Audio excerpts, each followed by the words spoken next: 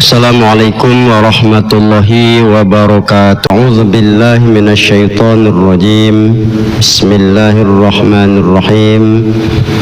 Wa idza quri'al Qur'anu fastami'u lahu wa ansitu la'allakum turhamun.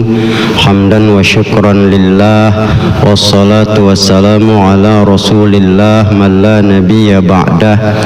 Allahumma salli ala Muhammad wa ala alihi wa ashabihi ajma'in.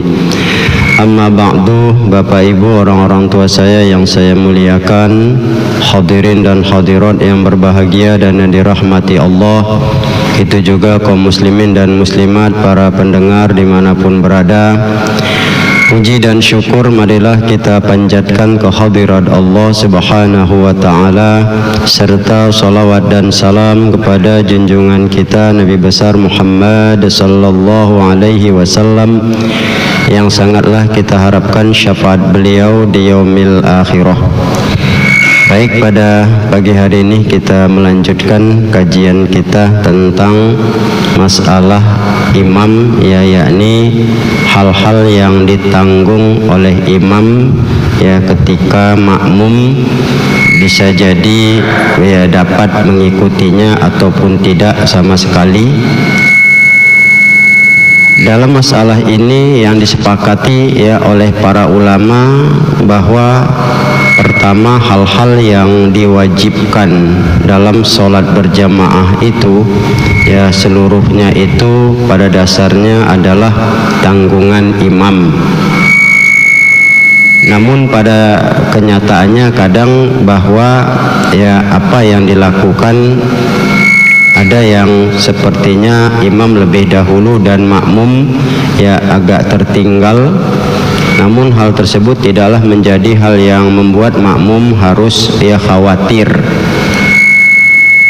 Di antaranya yang disepakati artinya bahwa sepakat para ulama fikih yang pertama yang ditanggung oleh imam itu yang mutlak adalah masalah Fatihah.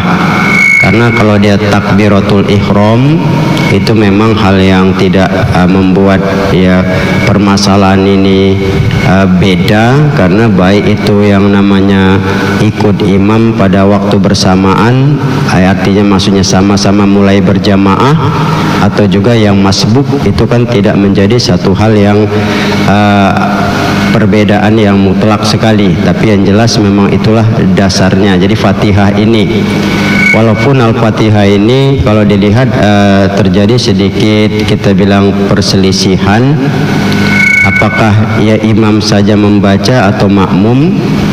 Nah, ini ada pendapat yang menjadi keilmuan bagi kita yang sebenarnya tidak harus kita pertentangkan secara mendasar tapi yang jelas imam membaca Fatihah itu menjadi satu hal yang mutlak, kalaupun makmum tidak. Nah, ini juga tidak menjadi hal yang menyalahi ketentuan. Perbedaan itu hanya saja pada masalah sir dan jaharnya. Yang disepakati manakala imam membaca Fatihah dalam keadaan jahar, memang di situ makmum yang tidak membaca. Disitulah sebetulnya yang digambarkan nilai yang ditanggung oleh imam. Tapi ketika membaca sir, karena ada seperti maghrib, isya, itu kan dua kali. Kalau maghrib dua kali jahar, satu tidak sir dia pada maghrib. Kalau isya itu dua kali jahar pada dua rakaat pertama, dua rakaat kedua sir. Nah, kalau dia zuhur dan asar jelas semuanya sir. Jadi pada waktu sir itu di situ para ulama pengecualian bahwa memang harus diselesaikan dia. Namun kalau dilihat bahwa itu juga merupakan yang harus diperbuat oleh imam, maka tidak salah kalaupun terjadi ada keterlambatan mungkin ataupun tidak sempat makmum itu membaca Fatihah. Kalau kita lihat perbedaan ini didasarkan supaya kita ketahui ada hadis yang digambarkan yakni ketika Sholat itu ada satu hadis ya, la sholata lima la yaqra'u bi fatihatil kitab ya, bahwa tidak ya dinyatakan sah sholat tanpa ada Fatihah. Ini sebetulnya umum sifat hadis ini. Artinya walau imam baca Fatihah ya makmum tidak, itu kan sebetulnya Fatihah sudah ada. Yang kedua ada juga Rasulullah ya ketika dia sholat ternyata sahabat di belakang barengan juga sama dia. Jadi Rasul merasa terganggu, jadi ditanya siapa tadi yang membaca? Saya ya Rasulullah. Maka dibilang oleh Rasul ya, apabila imam membaca kamu tuh diam. Nah, ini yang jahar itu ya, yang jahar itu seperti itu dia. Nah ada juga dari Ubadah bin Somit. Nah Ubadah ini hadisnya yang memang kadang diperpegangi oleh Imam Syafi'i secara kuat begitu ya, karena Rasul juga begitu juga, ada di belakang itu orang membaca juga barengan ya, Rasul menegur ya, aku melihat kamu tuh tadi membaca, kata Rasulullah. Iya ya Rasulullah.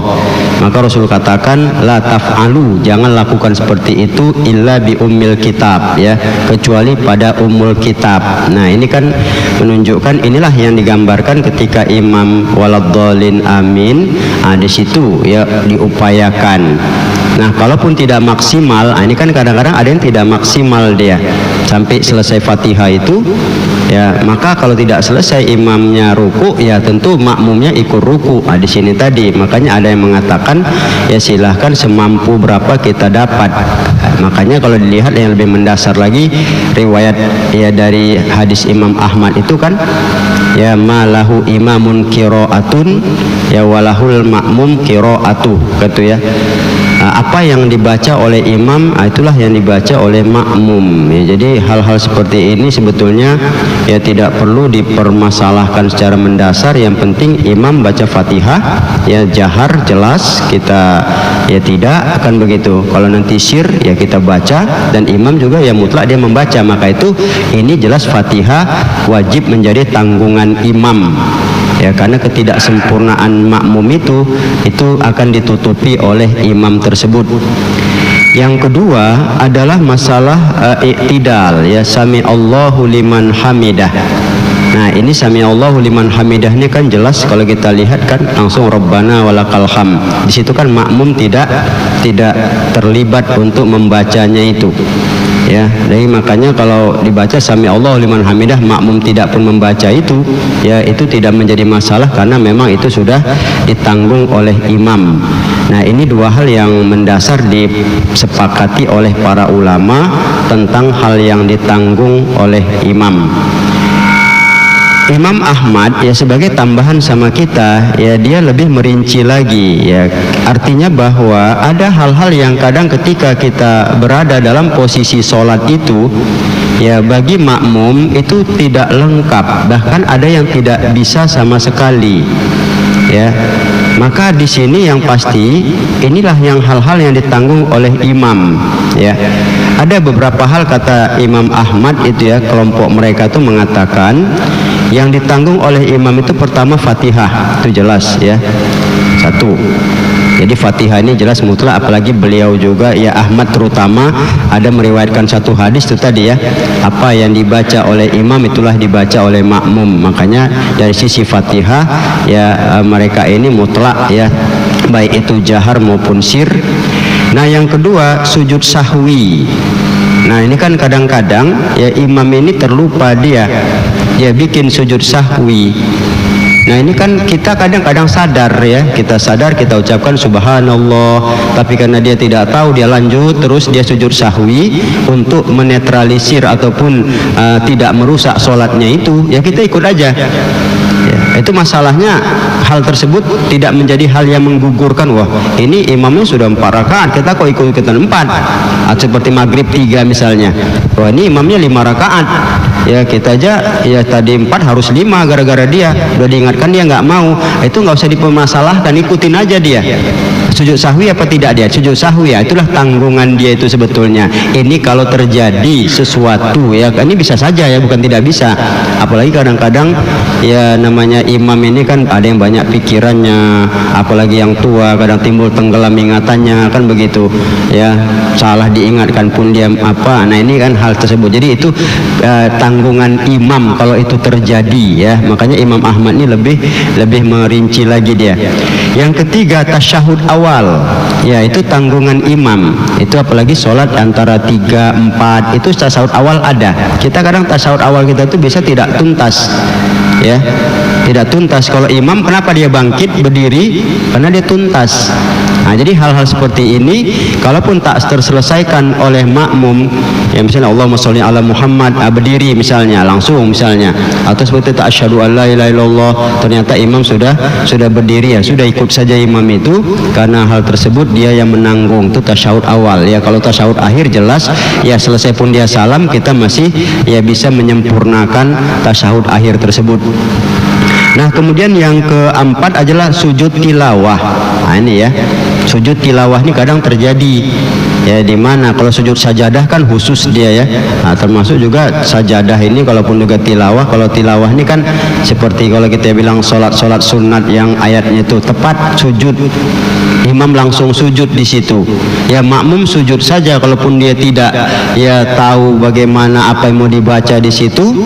Nah, itu sudah tidak lagi menjadi problematik sama dia. Apalagi kan ini hukumnya juga sunat kalau sujud tilawah ini. Ya, sujud sajadah juga ikut saja, memang harus dibikin seperti itu karena memang ada yang dianjurkan Rasulullah. Nah, problem dia bisa membaca atau tidak apa yang mau dibaca di situ, mau panjang mau pendek, sebetulnya itu tidak menjadi masalah untuk ya merusak dan menggugurkan sholat makmum, tidak. Itu sudah ditanggung oleh imam ya. Nah kemudian yakni membaca sami Allahu liman hamidah, ini sama tadi ya. Ini juga dimasukkan oleh Imam Ahmad di sini ya, sami Allahu liman hamidah, yang kita Rabbana walakal hamd terus ya. Dan termasuk juga doa-doanya itu. Nah doa-doanya seperti mil usama wa mil masyi'ta min syai'in ba'du, terus itu selesai. Nah kalaupun di situ ya kita juga tidak selesai dan imam naik ya, dia langsung sujud ya, selesai itu kan dia sujud. Nah hal tersebut juga ya tidak menjadi problem bagi makmum karena itu ditanggung oleh imam. Dan yang terakhir adalah kunut ya, doa kunut itu. Nah ini kan masalahnya kan, doa kunut itu kan selalu imam yang membaca. Apalagi kalau kita bilang seperti ya, di Masjidil Haram itu semua sampai tuntas itu satu pun, apalagi panjang yang luar biasa panjangnya kan tak terhafal kita itu. Nah jadi masalah kunut, doa kunut ini ketika imam membaca ya makmum tidak, yang mengaminkan saja, ini ya sudah tidak perlu dipermasalahkan oleh makmum karena ini ditanggung oleh imam. Inilah hal-hal yang perlu kita pahami sehingga tidak komplain. Kata Rasulullah kan wala ya unazi'u, jangan kamu berselisih terhadap diriku, kata Rasulullah di dalam sholat ini tadi. Jadi apa-apa hal yang dibikin ya ikuti saja.